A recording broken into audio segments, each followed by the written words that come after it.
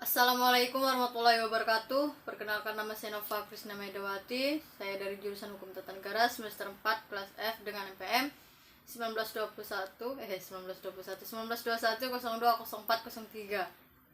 Di sini saya akan menjelaskan atau memperkembali materi yang berjudul metodologi hukum Islam yang diampu oleh dosen Bapak Hervini Yoki Pradikta MHI. Baik, langsung saja. Yang pertama, objek dan subjek hukum Islam. Hukum dalam konsep ilmu usul fikih dibagi dua macam, yaitu taklifi dan hukum wadhi. Secara terminologi, hukum adalah kitab Allah yang berhubungan dengan perbuatan mukallaf dalam bentuk al-iqtidah, at-takhir, dan al-wad'i. Yang dimaksud dengan kitab adalah firman Allah yang berupa perintah-perintah atau larangan-larangannya. Selanjutnya, Juhaya S. Praja menyebutkan kitab sebagai al-muhtabih, yakni produk dari kitab yang berupa perbuatan hukum. Juhaya S. Praja juga mengatakan bahwasanya yang dimaksud dengan al-iqtika atau imperatif ialah tuntutan untuk melakukan sesuatu perbuatan atau untuk tidak melakukan suatu perbuatan tersebut. Nah, jika tidak dilaksanakan akan mendapatkan dosa dan siksaan disebut dengan wajib, sedangkan tuntutan yang harus ditinggalkan jika dilakukan akan berdosa dan mendapat siksa disebut dengan haram. Selanjutnya, at-takhir atau fakultatif ialah apabila hakim memberikan pilihan kepada mukallaf untuk melakukan sesuatu perbuatan atau tindakan melakukannya, yang disebut dengan al-ibahah, perbuatannya disebut dengan mubah. Nah, selanjutnya ada beberapa hukum taklifi. Yang pertama yaitu ijab yaitu suatu firman yang menuntut suatu perbuatan dengan tuntutan yang pasti. Yang kedua, nadb yaitu firman yang menuntut sesuatu perbuatan dengan tuntutan yang tidak pasti. Nah, menurut ulama Hanafi'ah, hukum taklif dibagi menjadi 7, yaitu fardu, wajib, takrim, karahah, tahrim, karahah, tanzih, nadb, dan ibahah. Nah, menurut ulama Hanafiyah, jika suatu perintah didasarkan pada dalil yang pasti seperti Al-Quran dan hadis mutawatir, perintah itu disebut dengan perintah fardu.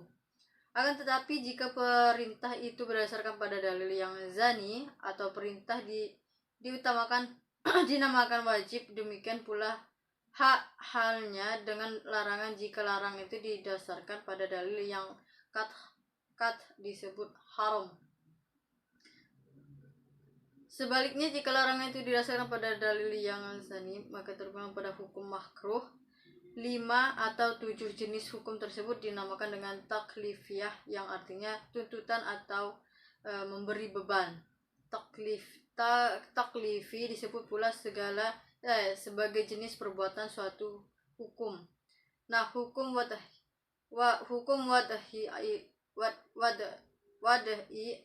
ialah firman Allah yang menjadikan sesuatu sebagai sebab adanya yang lain, atau musabab, atau sebagai syarat yang lain, atau masyrut, atau sebagai penghalang mani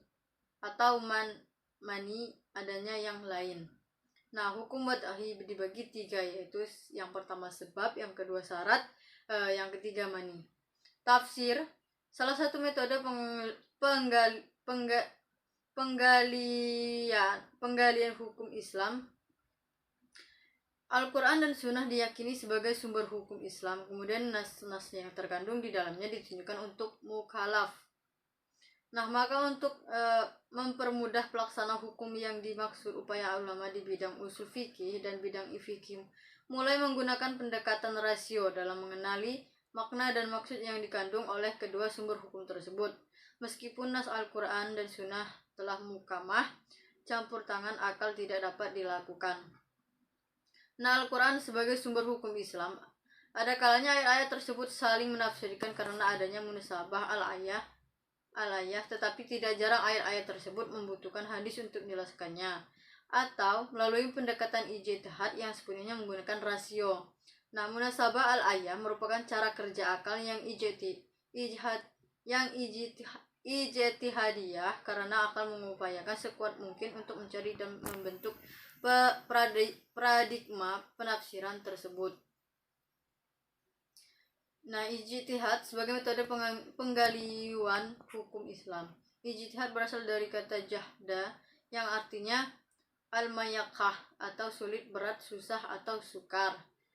Nah, menurut Rahmat Syafi'i, secara etimologi kata ijtihad artinya kesulitan dan kesusahan atau al-masyakah. Juga diartikan dengan kesanggupan dan kemampuan atau at-haqat. Kata juhda yang selanjutnya menjadi ijtihad diartikan sebagai pekerjaan yang dilakukan dengan sungguh-sungguh dan mengerahkan semua tenaga. Ijtihad ialah usaha maksimal untuk mendapatkan sesuatu. Jika tidak sungguh-sungguh tidak dapat disebut ijtihad, melainkan takfir berpikir biasa dan sederhana. Abdul Wahab Khalaf mendefinisikan ijtihad menurut ulama usuli, yaitu mengerahkan daya dan kemampuan untuk menghasilkan hukum syara dari dalil-dalil syara yang terperinci. Dari semua definisi tentang ijtihad tersebut di atas dapat disimpulkan bahwasanya bahwa ijtihad itu ialah ada 6. Yang pertama, pengarahan akal pikiran para fuqaha atau usuliyin. Yang kedua, menggunakan akal dengan sungguh-sungguh. Yang ketiga, berkaitan dengan hukum syara 1 dan amaliyah. Yang keempat, menggali kandungan hukum syara 1 dengan berbagai usaha dan pendekatan. Yang keempat, dalil-dalil yang ada dirinci sedemikian rupa sehingga hilang kezaniannya. Yang terakhir, hasil ijtihad terbentuk fikih sehingga mudah untuk diamalkan. Nah, hanya sekian yang mungkin dapat saya sampaikan. Semoga bermanfaat. Saya ucapkan terima kasih. Saya akhiri, wassalamualaikum warahmatullahi wabarakatuh.